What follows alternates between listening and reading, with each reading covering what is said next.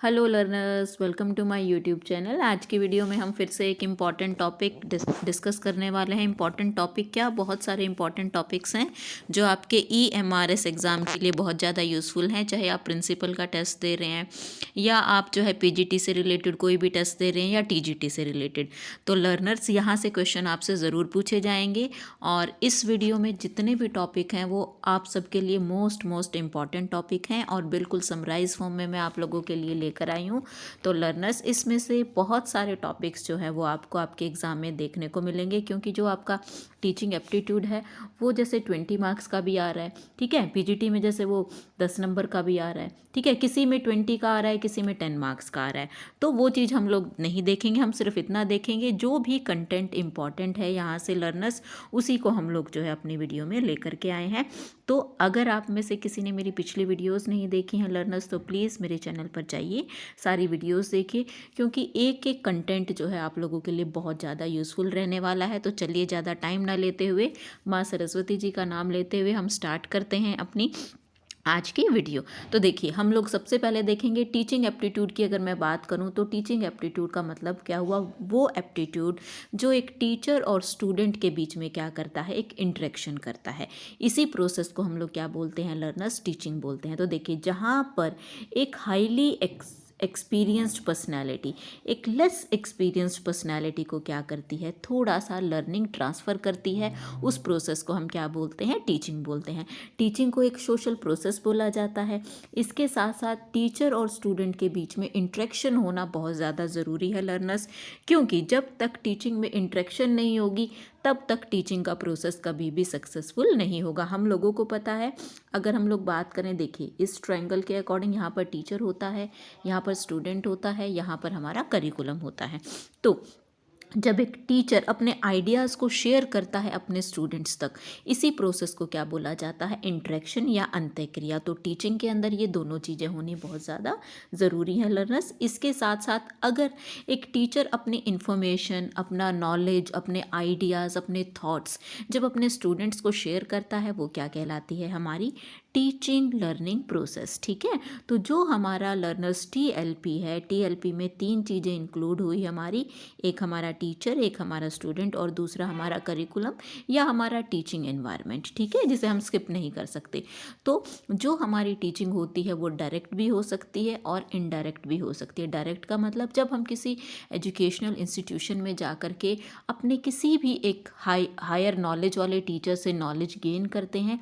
Indirect जब हम अपनी फैमिली में, अपने किसी भी रिलेटिव से, किसी फ्रेंड से, किसी भी फिलोसफर से कुछ भी नॉलेज गेन करते हैं, तो वो किसके अंदर इंक्लूड होता है लर्नर्स, इनडायरेक्ट में, ठीक है।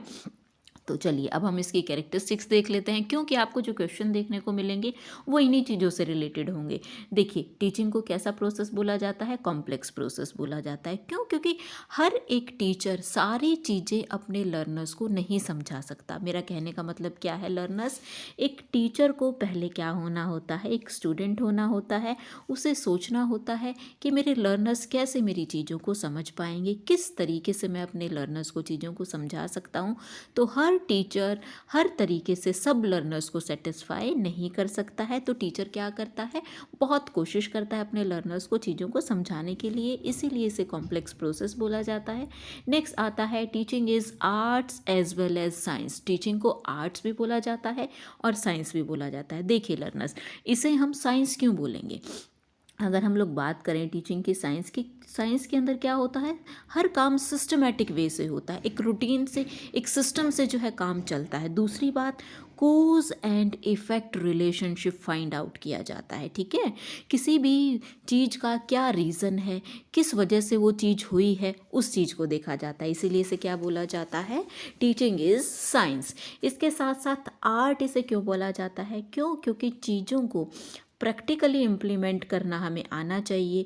तो वो चीज़ किसके अंदर इंक्लूड होती है, आर्ट्स के अंदर। अब देखिए, अब जैसे मान लीजिए आप में से कोई भी स्टूडेंट, जैसे मान लो मैं बीएड का एग्जांपल ले लेती हूँ, बीएड के कुछ स्टूडेंट्स अपनी फाइल्स प्रिपेयर कर रहे हैं, टीचर्स ने सबको सेम तरीका पता है, लेकिन हर बच्चे की अपनी अपनी क्रिएटिविटी होती है, अपनी अपनी आर्ट्स होती है, वो उसी चीज़ को अलग तरीके से प्रेजेंट करता है। ओके लर्नर्स, इसके बाद नेक्स्ट अगर हम लोग देखें तो नेक्स्ट पॉइंट क्या कहता है, इट मे बी प्लान्ड और अनप्लान्ड। बिल्कुल, टीचिंग को प्लान करके भी एग्जीक्यूट किया जा सकता है और अनप्लान तरीके से भी कभी कभी हम लोग क्या करते हैं, टीचिंग प्रोवाइड करते हैं। इसके साथ साथ टीचिंग जो है वो एक डायनामिक प्रोसेस है। क्यों? क्योंकि चलती रहती है, कॉन्टीन्यूसली चलती है, चेंजेस जो है होते रहते हैं, ठीक है। और इंटरेक्टिव प्रोसेस तो है ही, अभी मैंने आपको थोड़ी देर पहले बताया लर्नर्स, क्योंकि तीनों चीज़ें बहुत इंपॉर्टेंट है, टीचर भी, स्टूडेंट भी और करिकुलम भी। अगर इनमें से एक भी मिसिंग है लर्नर, तो कभी भी हमारा TLP कंप्लीट नहीं होगा। TLP का मतलब क्या हुआ है, टीचिंग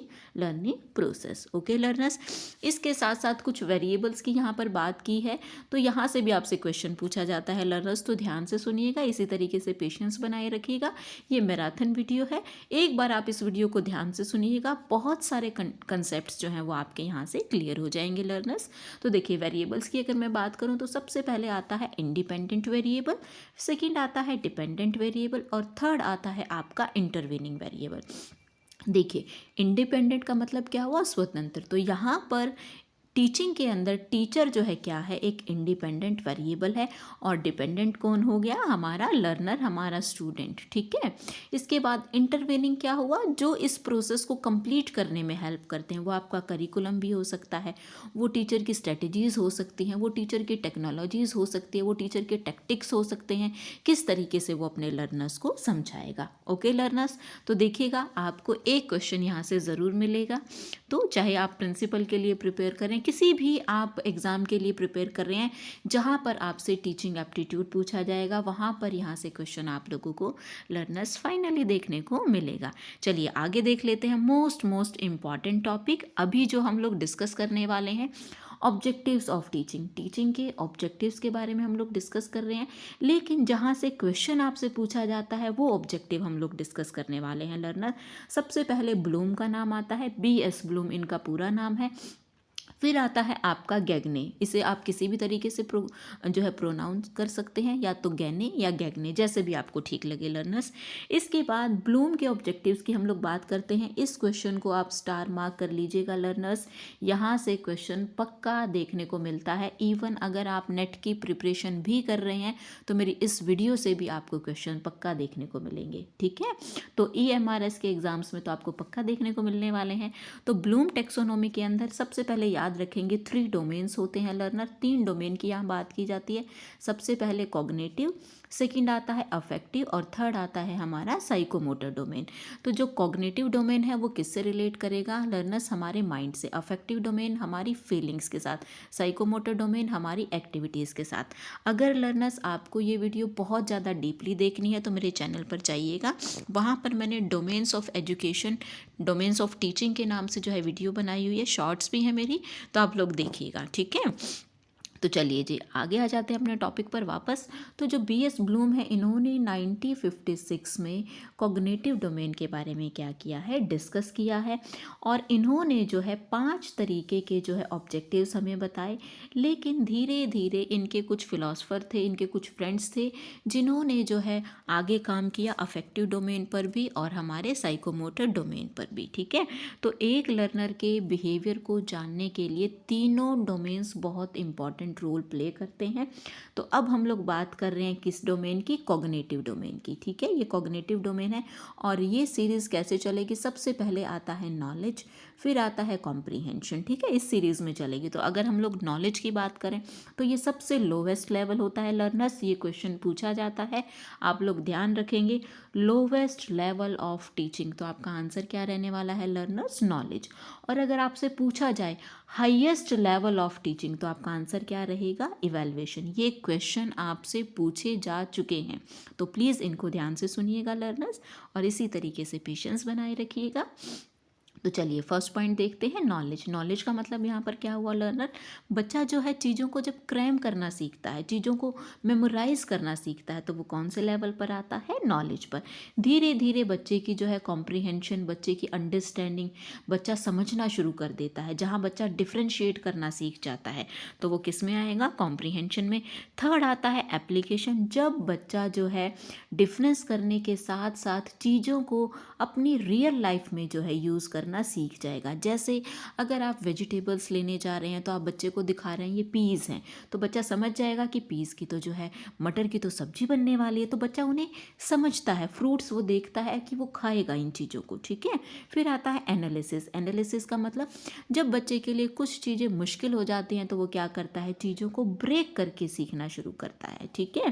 जैसे किसी भी तरीके की उसको मात्रा अगर हम लोग सिखा रहे हैं तो वो ब्रेक करके चीज़ों को सीखेगा, ओके। इसके बाद नेक्स्ट आता है सिंथेसिस। सिंथेसिस का मतलब होता है चीज़ों को अरेंज करके सीखना, चीज़ों को कलेक्ट करके सीखना। अब देखिए यहाँ पर मैं आपको एक एग्जांपल देने वाली हूँ, शायद आप सब रिलेट भी कर पाएंगे लर्नर्स। तो देखिए CID हमारे यहाँ बहुत ही फेमस सीरियल हुआ है। तो CID में हम लोग देखते थे कोई भी घटना हो जाती थी तो वहाँ पर चीज़ों को एक साथ कलेक्ट किया जाता था, वो क्या कहलाता था, सिंथेसाइज। और जब चीज़ों को अलग अलग करके किसी केस को स्टडी किया जाता तो वो क्या कहलाता था, एनालिसिस। इसे एक और एग्जांपल की हेल्प से हम लोग समझ रहे हैं। अगर हम किसी बच्चे को 5 या 6 टॉफ़ीज़ दे दें, ठीक है, और हम कहें इन सब टॉफ़ीज़ को डिस्ट्रीब्यूट कर दीजिए, तो बच्चा जो है 2 या 3 बच्चों में जब डिस्ट्रीब्यूट करेगा वो क्या कहलाएगा, लर्नर्स, एनालिसिस। और जब हम कहें बेटा ये सारी की सारी टॉफ़ीज़ उठा करके ले आओ और आप हमें इकट्ठी करके दो, तो वो क्या कहलाएगा, लर्नर्स, सिंथेसिस, ठीक है। आई होप अब आप सबको समझ में आया होगा। इसके साथ साथ जो है 2001 के अंदर एंडरसन ने जो है, ये जो एंडरसन है इन्होंने जो है सिंथेसाइज को क्या बोला, इवैल्यूएशन बोला, ठीक है। फिर इवैल्यूएशन जो है सिंथेसाइज को क्या बोला, evaluation, yes I am right. Synthesize को क्या बोला लर्नर्स, इवैल्यूएशन बोला। और इवैल्यूएशन को जो है लास्ट में क्या बोला गया, क्रिएटिविटी, ठीक है। याद रखेंगे इवैल्यूएशन को क्या बोला गया लर्नर्स, क्रिएटिविटी बोला गया, ठीक है। तो ये चीज़ें आप लोग याद रखेंगे। और अब हमारा एक डोमेन कंप्लीट हुआ। इसके बाद लर्नर्स हम आते हैं अपने सेकंड डोमेन पर। सेकंड डोमेन है हमारा अफेक्टिव डोमेन। अफेक्टिव डोमेन बच्चे की फीलिंग से रिलेटेड होता है, उसके इमोशन से रिलेटेड। सबसे पहले आता है रिसीव। बच्चा किसी भी चीज़ को क्या करता है, रिसीव करता है, ग्रहण करता है।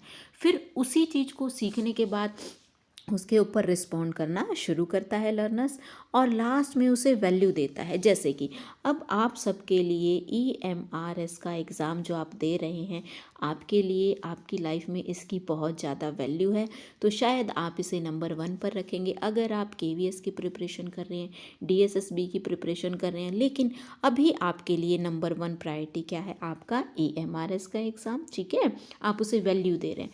फिर आता है कंसेप्चुअलाइजेशन। बच्चा अपने माइंड में एक कंसेप्ट बना लेता है जिसे वो फॉर्मुलेट करने की कोशिश करता है ताकि वो उस काम को कंप्लीट कर सके, वो उस कंसेप्ट को कंप्लीटली सीख सके। फिर चीज़ों को ऑर्गेनाइज करना बच्चे को आना चाहिए। और लास्ट में आता है कैरेक्टराइजेशन। हम किसी भी बच्चे को, किसी भी इंडिविजुअल को पसंद करते हैं, उसकी क्वालिटीज़ हम अपने अंदर लाने की कोशिश करते हैं, तो वो किसके अंदर आता है, कैरेक्टराइजेशन के अंदर, ओके लर्नर्स। अब बचा है हमारा एक ही डोमेन जो है हमारा साइकोमोटर डोमेन। साइकोमोटर डोमेन में इमिटेशन। बच्चा किस चीज़ से सीखता है, चीज़ों को इमिटेट करके सीखने की कोशिश करता है। फिर कुछ ना कुछ मैनिपुलेशन करता है अपने अकॉर्डिंग, अपने एनवायरनमेंट के अकॉर्डिंग, चीज़ों को प्रिसाइज करता है, कंट्रोल करने की कोशिश करता है कि उसे उतना ही सीखना है।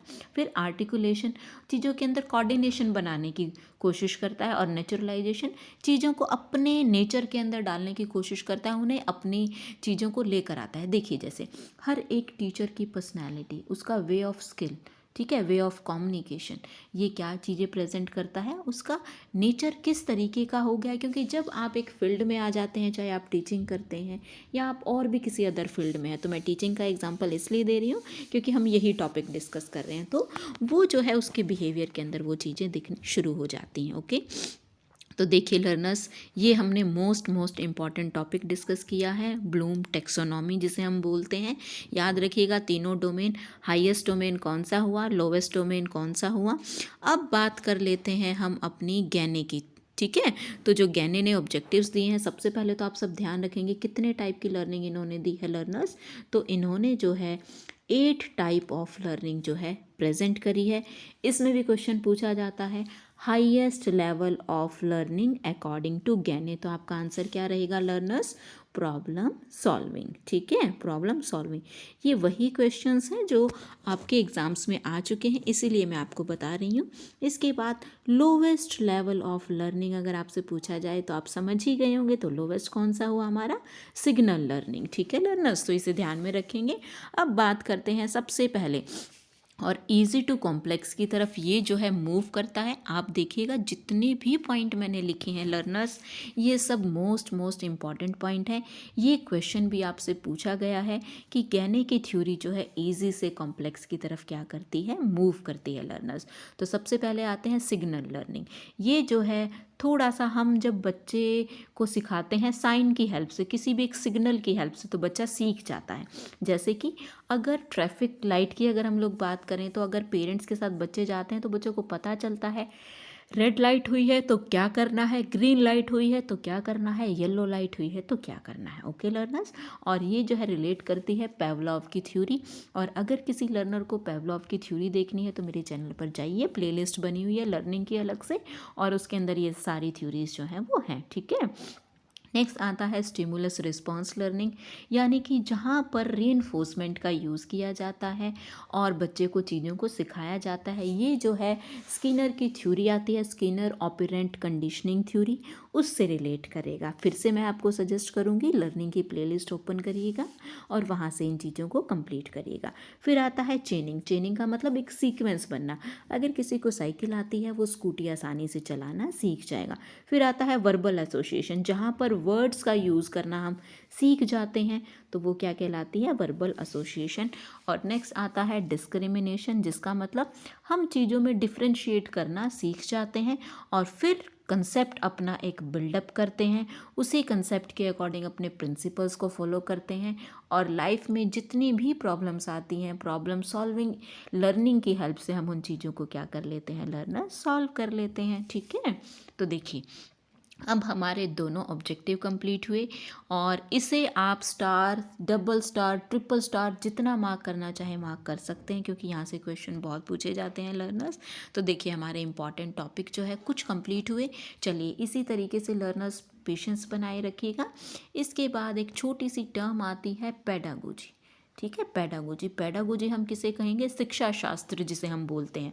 तो वे ऑफ टीचिंग क्या कहलाता है, हमारा पेडागोजी। जिस तरीके से टीचिंग की आर्ट्स और साइंस है, उसी तरीके से पेडागोजी भी जो है क्या है, एक तरीके की आर्ट्स और साइंस है, जिसकी हेल्प से हम अपने लर्नर्स को, अपने स्टूडेंट्स को सिखाने की कोशिश करते हैं। ठीक है, ये भी आपसे पूछ लिया जाता है, तो जस्ट आपको मीनिंग समझाने के लिए मैंने थोड़ा सा ये इसके अंदर डाल दिया। अब आती है बात लेवल्स ऑफ टीचिंग। तो याद रखिएगा 3 लेवल होते हैं हमारे टीचिंग के, इनमें से भी क्वेश्चन आपसे पूछा जाता है, मैचिंग टाइप में भी ये क्वेश्चन आ सकता है। तो सबसे पहले आता है हमारा मेमोरी लेवल, फिर आता है अंडरस्टैंडिंग लेवल और नेक्स्ट आता है हमारा लर्नर्स रिफ्लेक्टिव लेवल। तो अगर हम लोग बात करें मेमोरी लेवल की, तो मेमोरी लेवल को किसने दिया है, हर्बर्ट ने दिया है। अंडरस्टैंडिंग लेवल को किसने दिया है, मॉरिसन ने दिया है। रिफ्लेक्टिव लेवल को किसने दिया है, हंट ने दिया है। मेमोरी लेवल को हम क्या बोलते हैं, पेडागोजी। याद रखिएगा लर्नर्स, मेमोरी लेवल को क्या बोला जाता है, पेडागोजी। जो मेमोरी लेवल है वो क्रैमिंग बेस होता है, बच्चे चीज़ों को रटते हैं, मेमोराइजेशन बेस होता है। अंडरस्टैंडिंग लेवल पर बच्चों के कंसेप्ट बनने शुरू हो जाते हैं, बच्चे चीज़ों को लर्न करना, समझना सीख जाते हैं। Reflective level highest level of teaching होता है, जहाँ पर आप जैसे मेच्योर लर्नर्स जो है चीज़ों को सीखते हैं, क्योंकि आप सबको पता है कि मेरा कंटेंट कैसा है। आप लोगों को बेवकूफ़ नहीं बनाया जा सकता, अगर आपको क्वालिटी दिखेगी तभी आप वीडियोस को जो है वो देखेंगे लर्नर्स। ठीक है, तो रिफ्लेक्टिव लेवल कौन सा लेवल, जो आपका हाईएस्ट लेवल है, जहाँ बच्चा मेच्योर हो जाता है, उसे पता है उसके लिए क्या चीज़ें ठीक है, उसे पता है कौन सी वीडियो व्यूज़ के लिए है और कौन सी कंटेंट से रिलेटेड हमारी वीडियो है। तो ये रिफ्लेक्टिव लेवल के अंदर आपका आता है। ओके लर्नर्स, इसके बाद नेक्स्ट आते हैं मैक्सिम्स ऑफ टीचिंग, यानी कि टीचिंग के कुछ सूत्र हैं जिन्हें हमें फॉलो करना होता है। एक टीचर को इन मैक्सिम्स का पता होना बहुत ज़रूरी है, जिसमें सबसे पहले आता है लर्नर्स सिंपल टू कॉम्प्लेक्स। एक टीचर हमेशा ही चीज़ों को सिंपल से कॉम्प्लेक्स की तरफ लेकर के जाता है, तभी लर्नर्स जो है चीज़ों को आसानी से समझ पाते हैं। दूसरा नॉन टू अननोन, जितना आपको पता है उसी के अंदर मैं न्यू नॉलेज को क्या कर दूंगी, अपडेट कर दूंगी। ठीक है, न्यू नॉलेज जो है उसी के अंदर ऐड कर देना। फिर आता है कंक्रीट टू एब्स्ट्रैक्ट, जो आपको दिख रहा है उससे लेकर जो आपको नहीं दिख रहा है वहाँ तक लेकर जाना, ये भी क्या है, टीचिंग की मैक्सिम्स हैं। इसके बाद सबसे इम्पॉर्टेंट स्पेसिफिक टू जर्नल, जो हमारा टीचिंग है, टीचिंग के मैक्सिम्स में सबसे इम्पॉर्टेंट क्या है कि जो टीचिंग होती है वो कैसी होगी, स्पेसिफिक टू जर्नल होगी। लेकिन जो हमारी एजुकेशन होती है वो कैसी होती है, बच्चे की डेवलपमेंट करती है।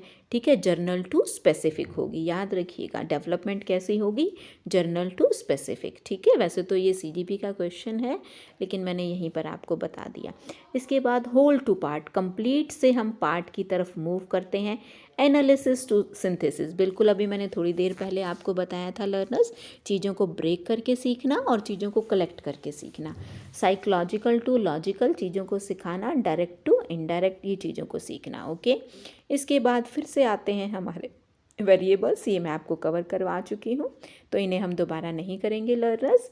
इसके बाद कुछ प्रिंसिपल्स जहाँ से आपसे जो है असर्शन रीज़न में जो है क्वेश्चन पूछा जा सकता है। तो याद रखिएगा, टीचिंग के प्रिंसिपल्स में से सबसे पहला प्रिंसिपल आता है प्रिंसिपल ऑफ मोटिवेशन।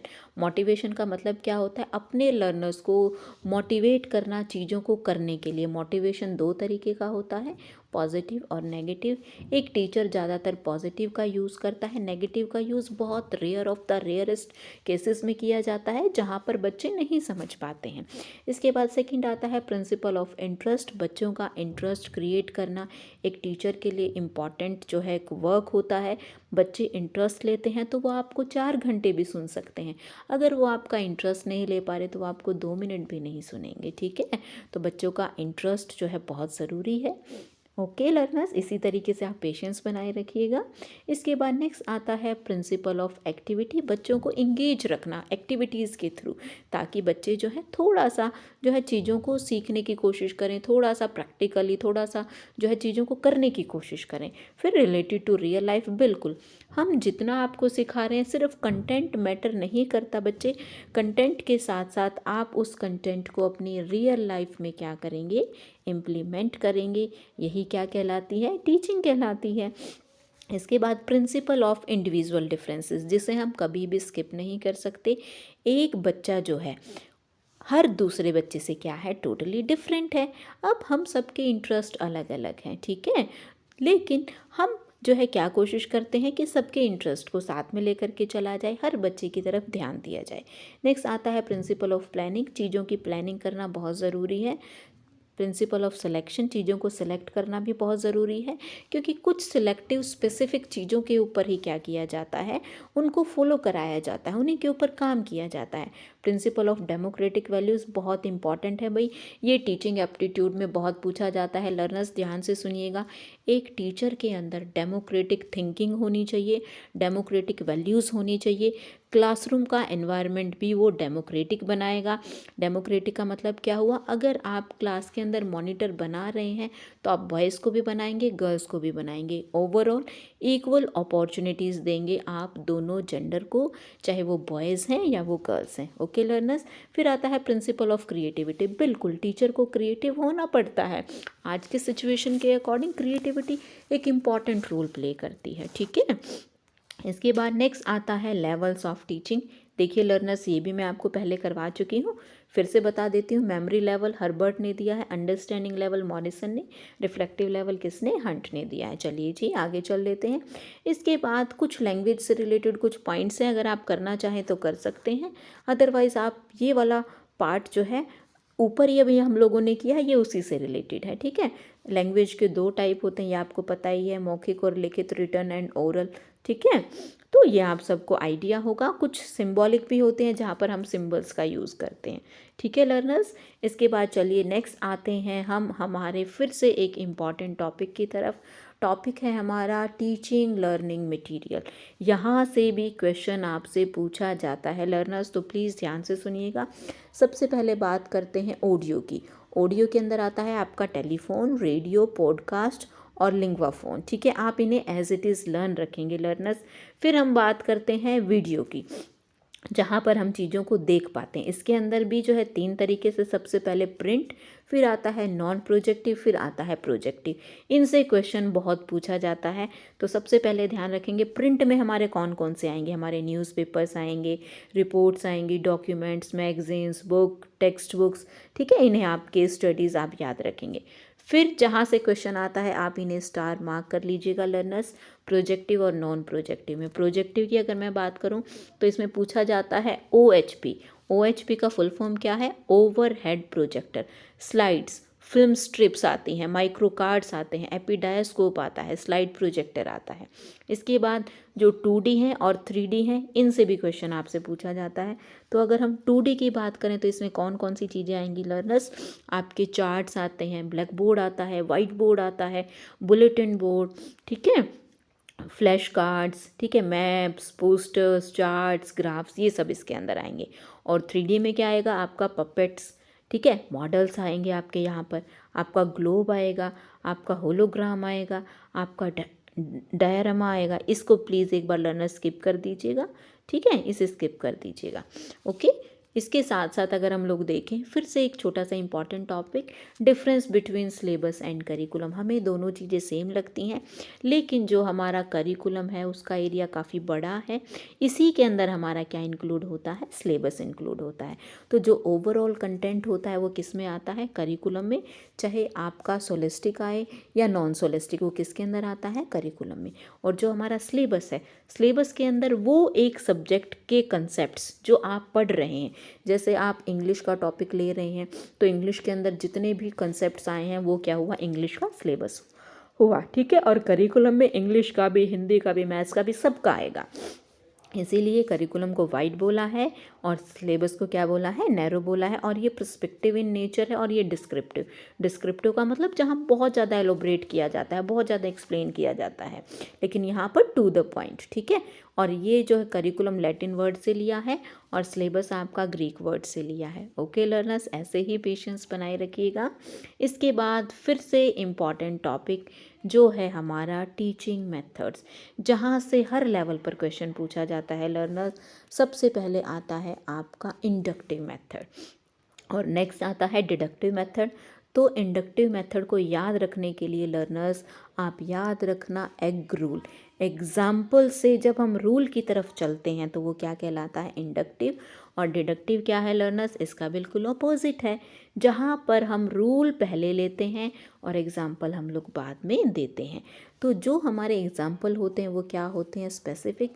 इसीलिए इंडक्टिव स्पेसिफिक टू जर्नल होता है और डिडक्टिव क्या होता है? General to specific. इंडक्टिव को बेस्ट मेथड बोला जाता है और जो हमारा डिडक्टिव है ये सिर्फ और सिर्फ टीचर को क्या रखता है? एक्टिव रखता है। जो हमारा इंडक्टिव मेथड है ये साइकोलॉजिकल मेथड है, लेकिन डिडक्टिव हमारा साइकोलॉजिकल मेथड नहीं है।